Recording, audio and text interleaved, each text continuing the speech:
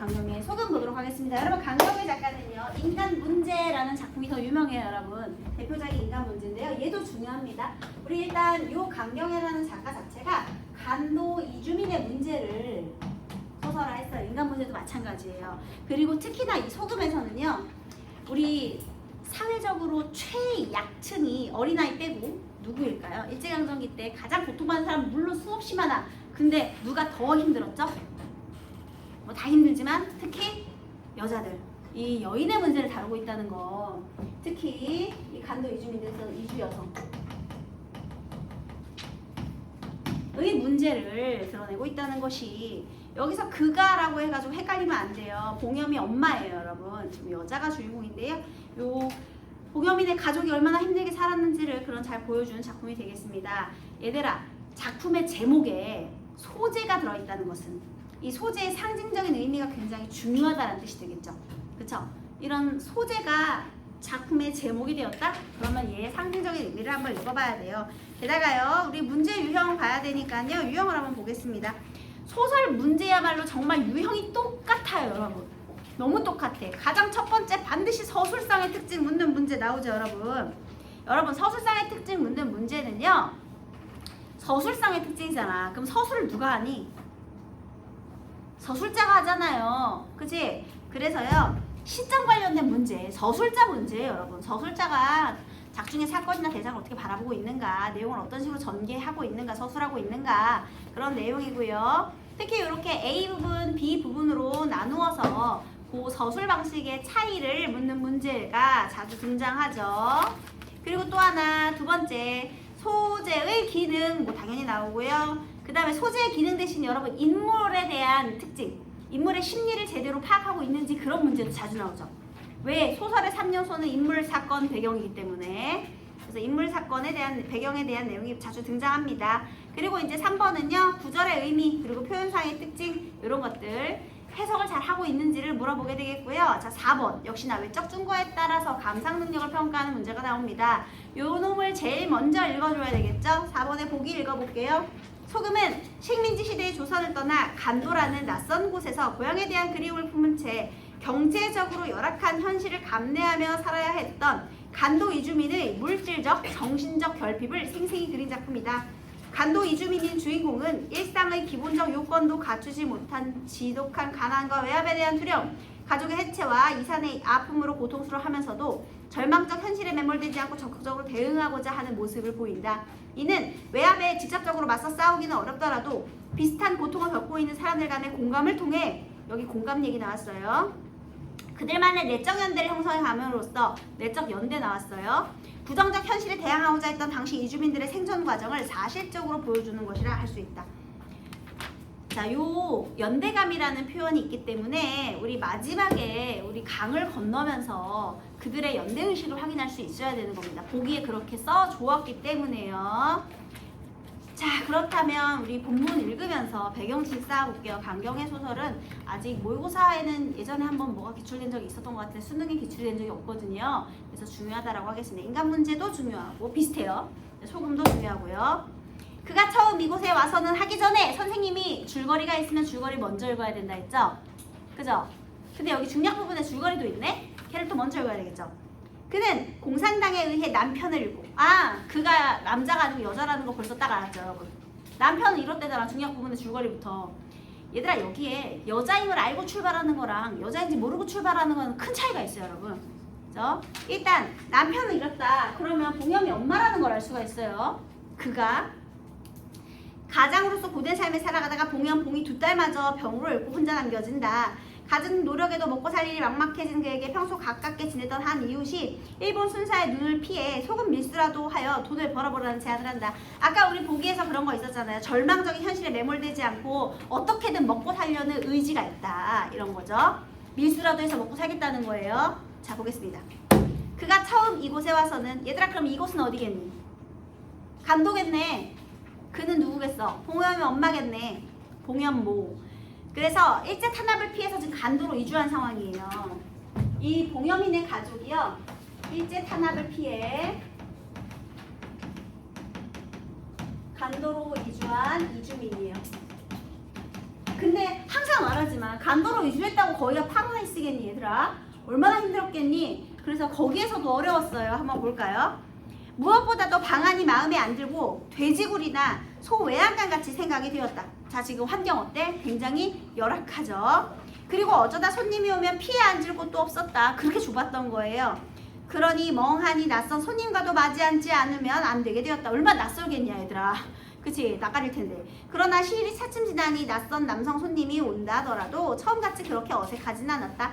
물론 열악하지만 그저 그렁저렁 지낼만 하였다. 이 열악한 환경에 적응해가는 중입니다. 그리고 반드시 부뚜막 앞에는 비밀 토구를 파헤쳐 두는 것이다. 그랬다가 어디서 총소리가 나든지 개소리가 요란스레 나면 온 식구가 그 속에 들어가서 며칠이든지 있곤 하였다.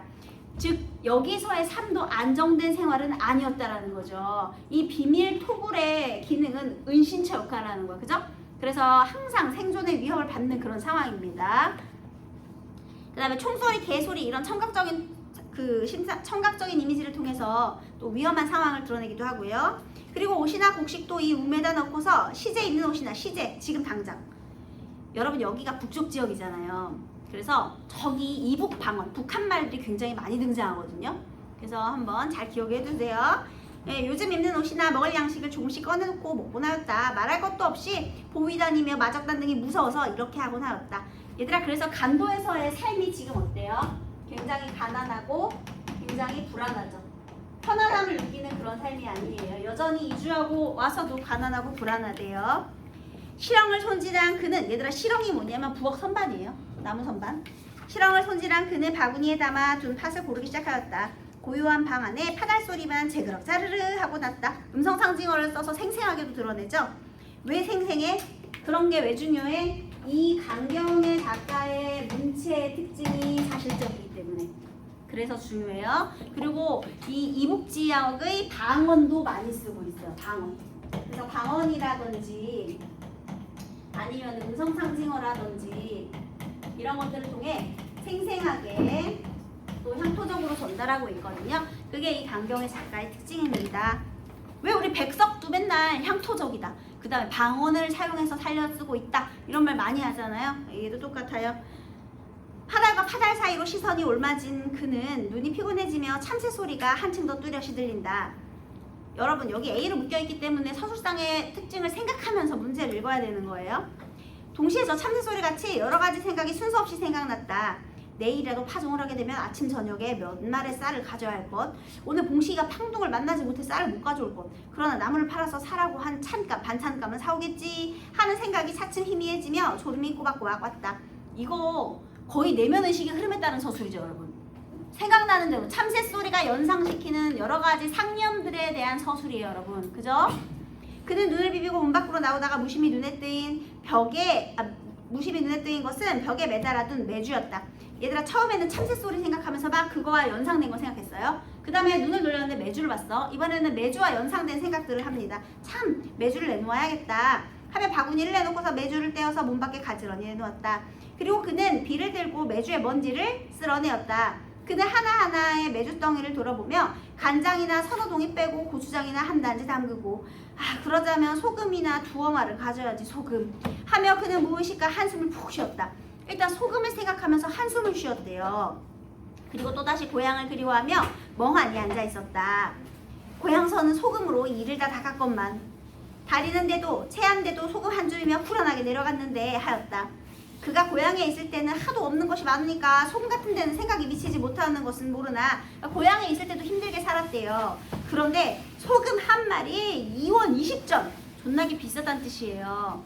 여러분 고향에 있을 때는 소금 아까운 줄 몰랐대. 그런데 지금 여기 간도에 오니까 소금이 너무 귀하다는 거야. 왜요? 내륙 지역이잖아 얘들아. 우리는 삼면이 바다니까 소금 어떻게든 구했겠지만 내륙 지역에서는 힘들겠죠. 그래서 원래 내륙 지역에선 소금이 비싼 거야. 근데 여기 특히 너무 비싸대. 농가에서는 단번에 한 마를 사보지 못한다. 그러니 한 근, 두 근 극상 많이 산대야 4, 5근을 지나지 못한다. 그러므로 장 같은 것도 단번에 담그지를 못하고 소금 생긴 대로 담그다가도 어떤 때는 매주만 썩혀서 장이라고 먹곤 하였다. 장이 싱거우니 온갖 찬이 싱거웠다. 얘들아 일단 여기서 매주를 보다가 소금 생각이 났고 그죠? 고향에 대한 그리움과 함께 이 소금에 대한 아쉬움, 소금이 없어서 너무 불편하다 이런 것을 떠올리고 있네요. 이런 것도 되게 사실적이죠, 그렇죠? 이리 때가 되면 그는 남편의 얼굴부터 살피게 되고 어쩐지 마음이 송구하였다. 미안한 거예요. 맛있는 거 못 해주니까. 남편은 입 밖에 말을 내지 않으나 번번이 얼굴을 찡그리고 밥술이 느려지다가 맥없이 숟가락을 놓곤 하는 때가 종종 있었다. 그러니까 너무 싱거워서 밥 못 먹는 거죠. 난 싱거운 거 좋은데 얘네들이 싫은가 봐. 이 모양을 바라보는 그는 입안의 밥알이 갑자기 돌로 변하는 것을 느끼며 슬며시 술을 놓고 돌아앉았다. 그러니까 부부 사이가 좋아요. 그러니까 남편한테 맛있는 거 해주고 싶은데 소금이 없어서 못 해주니까 이 소금이라는 놈은 고향에 있을 땐 전혀 생각도 못한 그런 조미료인데 이게 없으니 답답한 거야. 그러니까 남편이 또 이렇게 맛있게 먹지를 못하니까 나도 미안해지면서 나도 입맛이 줄어드는 거죠.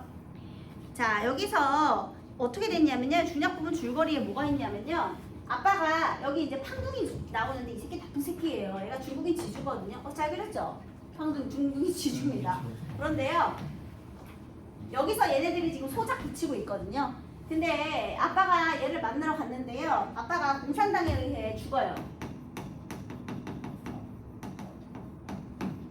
여기 첫째 아들을 위해 두 딸이거든요. 얘가 열받았어. 이 새끼들 내가 접해버리겠다. 얘 가출을 해요. 얘 찾아서. 근데 결국은 얘도 죽어요. 죽은 걸 보지는 못하고요. 얘가 이제 일단 죽었어. 얘 가출했어. 가출한 상태야. 그래서 이제 아빠가 안 돌아오니까 얘는 죽은지 몰랐을 거 아니야. 아빠가 안 돌아오니까 찾으러 가요. 팡둥을 만나러 갑니다. 근데 뭐 아빠는 안 돌아오고. 그래서 얘네 집에 의탁해서 살다가요.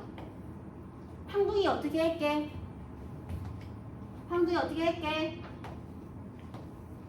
겁탈. 임신. 나쁜 새끼. 그래가지고 이렇게 했는데 이제 갑자기 팡둥이 얘네를 또 쫓아내요. 왜 쫓아내느냐? 얘가 뭐 공산당한테 처형당하는 거 봤대는 둥 어쨌든 둥 해가지고 막 쫓아내. 너네 재석 없으니까 쫓아내. 근데 그때 얘 만삭이야. 그래가지고 어떻게 됐느냐? 헛간에서 애를 낳아요. 혼자. 그런 다음에 그래도 여기서 이제 절망에 매몰되지 않고 어떻게든 살려고 했잖아요. 그래서 이제 결국에는 남의 집 식모살이에 들어가요. 근데 남의 집 식모살이다 보니까 거기서 허드렛 일 많이 하잖아요. 결국 자기 애를 볼 시간이 없는 거야. 그래가지고 애를 못 봐가지고 얘도 죽고 얘도 죽어요. 그래도 어떻게든 먹고 살아야 되잖아. 그런 참에 가족을 다 잃었는데 여기서 누군가가 그럼 소금 밀수를 하자 이렇게 제안을 받는 거죠. 그럼 사실은 생존을 위한 방법이었겠죠. 소금 밀수. 자, 우레 같은 바람 소리가 대지를 뒤흔드는 어느 날, 일단 바람 소리 자체가 이렇게 긍정적인 상황은 아닐 거다. 고난의 상황이다라는 배경 암시를 하고 있죠. 봉염의 어머니는 소금 넣어 말을 좌우로에 넣어이고 일행의 뒤를 따랐다. 그대 일행은 모두가 6사람인데 그 중에 여인은 봉염의 어머니뿐이었다. 왜요? 너네 소금 들어봤니? 너무 무거워. 게다가 물 건너야 되잖아. 이거 쥐고 안 들키게 조심조심 물을 건너야 돼. 육체적으로 너무 힘들어요. 그러니까 여인이 하기엔 적절하지 않은 건데 그만큼 살려는 삶의 의지가 강했다는 표현입니다. 이 중에 여인이 이 정도밖에 없었다. 그만큼 힘들다는 것이고요. 그만큼 삶에 대한 의지가 강했다는 거예요. 앞에서 걷는 길잡이는 10여 년을 이 소금 밀수로 늙었기 때문에 눈 감고도 용이하게 길을 찾아가는 것이었다. 그러므로 그들은 이 길잡이에게 무조건 복종을 하였다. 그리고 며칠이든지 소금집을 지는 기간까지는 벙어리가 되어야 하며 그 대신 의사표시는 전부 행동으로 하곤 하였다. 왜 벙어리가 되어야 되죠? 들킬까봐. 이렇게 하는 거죠. 손짓 발짓 쓰고 사인으로 흑 하는 순간 막 이렇게 찾아올 수 있으니까요. 그들은 열을 지어 나란히 걸었다. 바람은 여전히 불었다. 그들의 앞사람은 행동을 주의하며 이 바람 소리가 그들을 자극쳐오는 어떤 신발 소리도 같고 어찌 들으면 순사에 고함치는 소리도 같아 숨을 죽이곤 하였다. 얘들아, 여기서 얘가 지금 소금 밀수를 하는 상황이 결국에는 살기 위해서 소금 밀수를 하는데요. 소금 밀수를 하면서 굉장히 지금 불안하고 위험하고 육체적으로 고통스럽고 이 상황이 굉장히 사실적으로 지금 묘사가 될 거예요. 그러니까 바람 소리만 들어도요. 왜 뭐 보고 놀란 것은 뭐해도 놀란다고. 지금 바람 소리만 들어도 막 호각 소리 같고 막 힘든 거죠. 그게 왜냐하면 불안하니까 심리가. 그리고 어제도 이 근방 어디에서 소금을 지다 총에 맞아 죽은 사람이 있다지 하며 발걸음 옮김을 따라 이러한 불안이 저 어둠과 같이 그렇게 답답하게 그들의 가슴을 캄캄케 하였다. 그러니까 굉장히 불안한 상황입니다. B예요. 남들은 속옷을 입었는데 봉염의 어머니는 겹옷을 입고 발가락이 나오는 고무신을 신었다. 여러분 어때요? 외양 묘사를 통해서 그녀의 가난한 처지를 드러내는 거죠. 추워 죽겠는데, 북쪽이라 더 추울 텐데. 그러나 추운 것은 모르겠고 시간이 지날수록 머리에 인 소금자루가 무거워서 견딜 수가 없다. 왜 있잖아요. 다른 하나의 감각이 굉장히 진해지면 다른 걸 못 느끼잖아. 주사 맞을 때 엉덩이 때리는 이유도 그거잖아요. 엉덩이 때려서 아프니까 주사 들어가는 거 모르라고. 그러니까 너무 추운데, 그렇게 추운데 얼마나 무거우면 추위까지 못 느꼈겠느냐 하는 거죠. 육체적 고통이 찾아옵니다. 머리 복판을 쇠뭉치로 사정없이 뚫는 것 같고 때로는 불덩이를 이고 가는 것처럼 자꾸 따가웠다. 그가 처음에 소금자루를 일 때 사내들과 같이 연말을 이려 했으나 사내들이 극력 말림으로 아쉬운 것을 참고 너 말을 이게 된 것이다. 게다가 심지어 처음에는 남자들이랑 똑같이 6말을 맺려고 했는데 걔네들이 무조건 말려드래요. 그래서 내 말만 맺는데도 죽을 것 같다는 거죠. 그러는 것이 소금자루를 이고 단 심리도 오기 전에 이렇게 머리가 아팠다. 그는 얼굴을 잔뜩 찡그리고 두 손으로 소금자루를 조금씩 쳐들어 아픈 것을 진정하렸으나 아무 쓸데도 없고 팔까지 떨어지는 듯이 아프다. 그는 맘대로 하면 이 소금자루를 힘껏 쥐어뿌리고 그 자리에서 자신도 그만 넌떡 죽고 싶었다. 빨리 죽고 싶었대요. 그러나 그것은 공연한 맘뿐이었다. 발길은 여전히 사내들의 뒤를 따라간다. 사내들과 같이 저렇게 나도 등에 접었더라면 이제라도 질 수가 없을까? 그러려면 끈이 있어야지. 끈이 좀 쉬어가지 않으려나? 쉬어갑시다. 금시로 이러한 말이, 여러분 여기서 사내들과 같이부터 쉬어갑시다 까지는요 우리 봉연모의 내면 심리를 그대로 서술하는 거죠.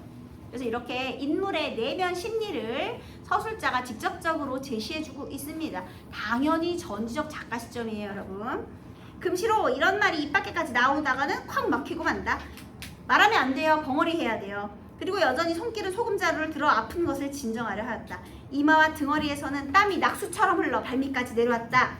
여러분 참고로 1번 A와 B에 대한 설명으로 가장 적절한 것은 몇 번일까요? 객관적 시각 NO, 역순행적 NO, 다 안되고 정답은 5번. 인물이 응시하는 대상을 옮겨가며 전개되는 사고의 흐름. 처음에는 참새소리, 그 다음엔 매주 이런 거죠. 인물이 놓여있는 처지의 차별적 특징을 다른 인물과의 비교를 통해서. 누구? 다른 사내들은 뭘 입었어? 소못, 남들은. 그런데 나는 겹옷에 발가락 나온 고무신. 열악하죠? 네, 그래서 정답이 5번입니다. 그 다음에요. 그렇게 땀에 젖은 고무신은 왜 그리도 미끄러운지 걸핏하면 그는 쓰러지려 하였다. 굉장히 지금 육체적인 고통의 극한입니다. 그래서 그는 정신을 바싹 차리면 벌써 앞에 신발 소리는 퍽이나 멀어졌다. 자꾸 뒤처지는 거예요. 그는 기가 나서 기운을 내서 따라오면 숨이 컥컥 막히고 옆구리까지 걸린다. 두 마리나 일 것을 그만 쏟아버릴까? 어쩌누? 이것도 또 심리상태 그대로 제시하는 거죠. 지금 너무 많이 들고 온 것 같아서 후회하고 해서 내적 갈등 중이죠. 아, 그냥 4개 중에 2개는 던질까? 이런 생각을 하는 거예요. 소금자루를 어루만지면서도 그는 차마 그리하지는 못하였다. 하지만 못하죠.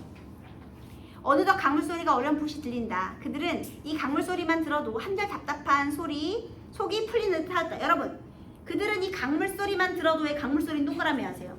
문맥적으로 의미를 파악하라는 게 바로 이런 것과 연결될 수 있는데요. 얘가 문제에 나오진 않았지만 예를 들면 이 강물 소리는요 답답한 속을 풀어줘요. 왜냐하면 강가에 가면 조금이라도 벗어놓고 쉴 수 있으니까. 그래서요 지금 등장한 강물 소리는 불안을 완화해주는 강물 소리. 거기 불안의 완화 적으세요. 강물 소리만 들어도 답답한 속이 풀린대요. 얘는 불안을 완화시키죠. 그러면서도 강 저편에 무엇들이 숨어있지는 않을까 하는 불안이 강물 소리를 따라 높아간다. 여러분 이 강물 소리는 세모하세요. 얘는 불안을 고조시키는 강물이죠.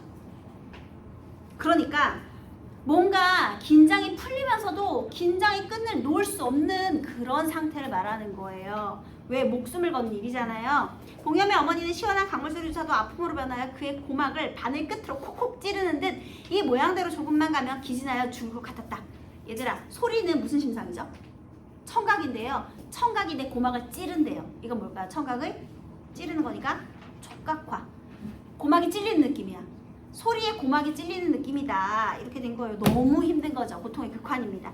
마침 앞에 사내가 우뚝섬으로 그도 따라섰다. 바람이 무섭게 지나친 후에 어디선가 벌레 울음소리가 물결을 따라 들렸다. 응 하고 앞에 사내가 앉는 모양이다. 그도 털썩하고 소금자루를 내어놓으며 쓰러졌다. 그리고 얼른 머리를 두 손으로 움켜쥐며 바늘로 버텨있는 듯한 눈을 억지로 감았다. 그러면서도 앞에 사내들이 참말로 다들 앉았는가, 나만이 이렇게 쓰러졌는가 하며 주의를 게을리하지 않았다. 여러분, 육체적인 고통의 극한 상황에서 긴장의 끈을 다 놓았나요? 아니요. 긴장을 늦출 수 없는 상황이죠. 그러니까 더 짠한 거지. 긴장은 계속하고 있는 거예요. 아픈 것이 진정되니 온몸이 후두루두 떨린다. 그는 몸을 웅크릴 때 앞에 사내가 그를 쿡 찌른다. 그는 후다닥 일어났다. 이제 왜 찔렀을까요? 나 이제 어떻게 좀 몸이 후두루두 떨리겠죠. 힘을 많이 줬으니까 쉬어볼까 했는데 쿡 찔러. 다시 출발해야 된다는 소리겠죠. 자, 근데 얘네들이 왜 멈췄느냐? 이제 강을 건너야 돼요. 그러려면 옷을 벗고 강을 건너야 돼. 사내들의 옷 벗는 소리에 그는 한층 더 정신이 바싹 들었다. 그는 잠깐 주저하다가 옷을 훌훌 벌어 똘똘 뭉쳐서 목에 달아 메었다. 이제 물 건널 준비하는 거예요. 왜냐면 얘들아, 물이 옷에 젖으면 무게가 어떻게 되죠? 무겁잖아. 그러니까 벗어야지. 그래서 여기다 메고 소금이 또 물에 젖으면 어떻게 돼요? 뭐가 없어지겠지. 그러니까 옷이랑 소금은 젖지 않게 하고 일단 건너가. 건너간 다음에 거기서 이제 다시 입어야지. 그래야 갈 수 있겠죠. 그 다음에 그는 잠깐 주저하다 벗었고요. 그때 그는 놀릴 수 없이 아픈 목을 어루만지며 용정까지 지역명이죠. 이 목이 이 자리에 붙어 있을까 하는 의문이 들었대요. 도착하기 전에 나 죽는 거 아니야? 이렇게 생각했대요. 그리고 사내가 이어주는 소금자루를 이고 다시 걷기 시작하였다.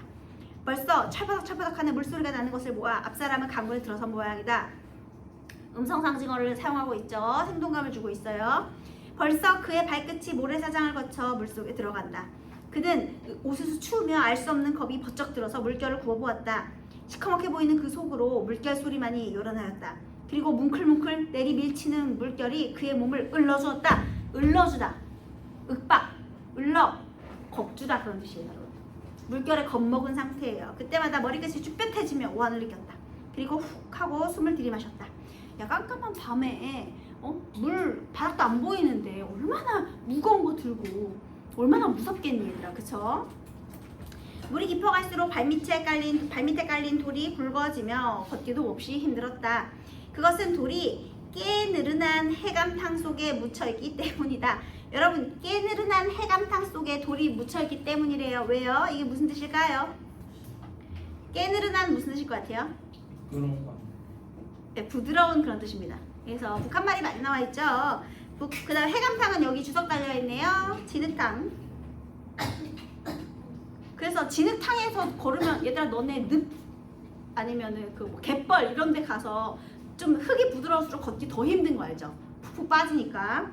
그 부드러운 진흙탕에 돌이 있어가지고 미끄럽기도 하고 무겁기도 하고 지금 굉장히 힘든 상황이에요. 그래서 걸핏하면 미끈하고 발끝이 줄다름을 치는 바람에 뭔지 알죠? 푹푹 미끄러지는 거예요. 게다가 얘 지금 구멍난 고무신 신고 있잖아. 얼마나 힘들겠니? 정신이 아득해지곤 하였다. 봉염의 어머니는 몇 번이나 발이 미끄러지고 또 곱디디었다. 곱디디었다는 건 접질렸다 이런 뜻이겠죠? 물은 젖가슴을 확실히 지나쳤다. 여기까지 얼마나 걷기 힘들겠니? 그때 그의 발끝은 어떤 바위를 디디다가 미끈하여 다름질쳐 내려간다. 미끄렀어. 그 순간 온몸이 화끈해지도록 그는 소금자루를 버텨 이고 서서 넘어지려는 몸을 바로잡으려 하였다. 그러나 벌어지는 다리와 다리를 모을 수가 없었다. 절체절명의 위기죠. 지금 소금 다 빠뜨리게 생겼네. 그리고 소리를 쳐서 앞에 사람들에게 구원을 청하려 하나 웬일인지 숨이 막히고 답답해지며 암만 소리를 질러도 나오지도 않거니와 약간 나오는 목소리도 물결과 바람 속에 묻혀버리곤 하였다. 그래서 도움을 요청할 수도 없었어요. 그는 죽으림을 당하여 왼발에 힘을 들이고 섰다. 그때 그는 죽는 것도 무서운 것도 아득하고 다만 소금자루가 물에 젖으면 녹아버린다는 생각만이 미끄러져 내려가는 발끝으로부터 머리털 끝까지 뻗쳤다. 얘들아, 죽음이 무서워 소금 젓는 게 무서워. 소금이 잃는 게 더 무서운 거예요. 내가 어떤 고생을 하고 여기까지 왔는데 소금을 다 잃으면 더 끔찍하지. 그래서 지금 막 다리는 미끄러져 가고 여기서 버틸 수가 없는, 다리가 오므러지지가 않는 상황이에요. 그런데 여기서 소금을 이걸 지켜내기 위해서 안간힘을 쓰는 그런 모습이 참 애잔하죠, 여러분. 그래서 이런 것들이 사실적이다라는 겁니다. 그래서 지금 이 봉염의 엄마는요, 죽음에 대한 두려움보다도 생계에 대한 걱정이 더 우선이다라는 거예요. 앞서가는 사내들은 거의 강가까지 와서야 봉염의 어머니가 따르지 않는 것을 눈치채고 근방을 찾아보다가 하는 수 없이 길잡이가 오던 길로 와보았다. 얘들아, 여기서 중요한 포인트. 그러니까 비인간적인 면모로 보입니까, 일행들이요? 아니요. 아까 그랬잖아. 연대의식, 동료애. 그래서 일행을 챙기려는 거예요. 길잡이는 용이하게 그를 만났다. 그리고 자기가 조금만 더 지체하였더라면 봉염의 어머니는 죽었으리라 즉각 보자마자 바로 알게 되었다. 그는 봉염의 어머니와 손을 잡아 일으키며 일변 소금자루를 내려 자기의 어깨에 메었다. 그러니까 지금 죽을 것 같은 거야. 이 사람이 완전 넋이 나가 보여. 그래서 소금자루를 내려 자기 어깨에 맸어요. 그리고 그의 발끝에 밟히는 바위를 지각하자 도움을 준 거죠. 봉염의 어머니가 이렇게 된 원인이 여기 있는 것을 곧 알았다.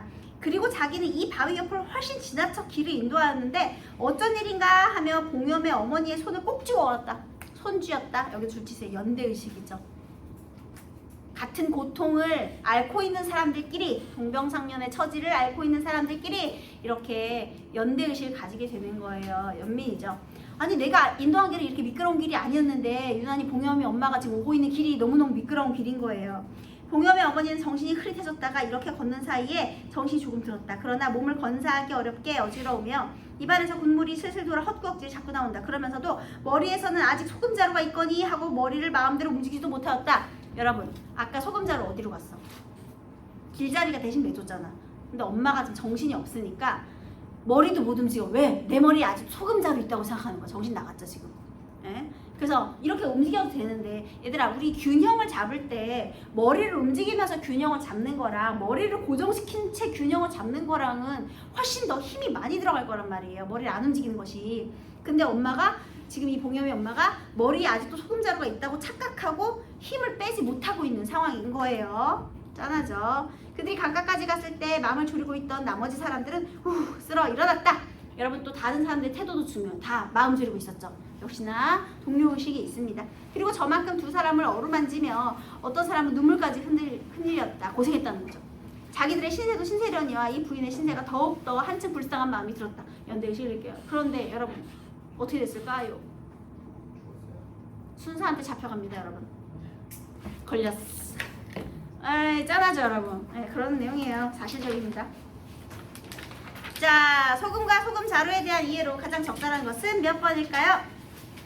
소금은 궁핍한 삶을 실제적으로 느끼게 한다. 그쵸? 왜냐하면 장도 담가 먹을 수가 없으니까요.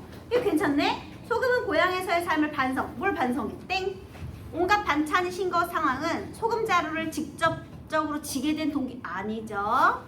소금자루가 소금의 가치에 부정적으로 아니죠. 공포를 이겨내도록 아닙니다. 왜? 공포를 이겨내지 못했어요.